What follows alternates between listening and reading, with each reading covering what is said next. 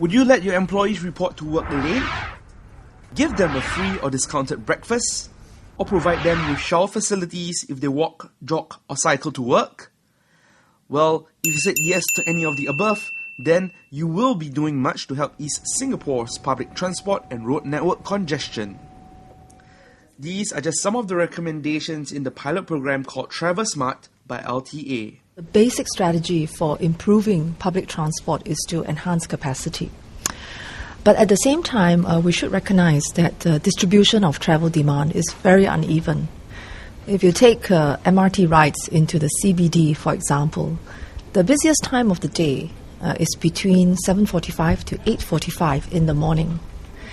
If you compare the first half of that hour to just 30 minutes before, the number of commuters on the trains is about 2 to 3 times more. If you take the second half of that hour and you compare it to just 30 minutes afterwards, the number of commuters on the trains is about 20 to 40% more.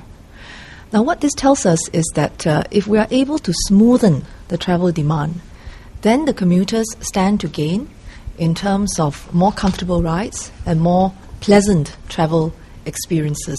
So when we're talking about smoothening the travel demand, we're looking at just shifting about 10 to 15% of the peak hour travel demand into the shoulder peaks. Travel Smart's main objective is to influence behavior change in travel patterns, which will yield benefits for both employer and employee. While companies can expect higher productivity and improved staff morale, employees can look forward to reduced travel time, costs, and a better work-life balance. I think it's a good pilot scheme for us to be involved in, to understand how our staff and our lawyers actually come to work, how they commute. And we hope in the process to be able to further our workplace and work-life balance initiatives, which have been ongoing for years. Well, we want for greater flexibility for our employees. We have 2,000 employees in our Singapore office, so we've got a lot of diversity of who those people are, what their personal challenges are, and where they come from to get to our office or to get to their clients. So we want to offer as much flexibility to them as we can while meeting their client needs. We do serve free breakfast in our office place, and that should encourage our staff to come in early.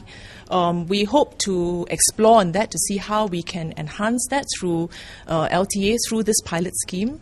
We are also exploring staggered work hours, but that is, of course, based on the needs of each practice group within the organisation. We want to address office space.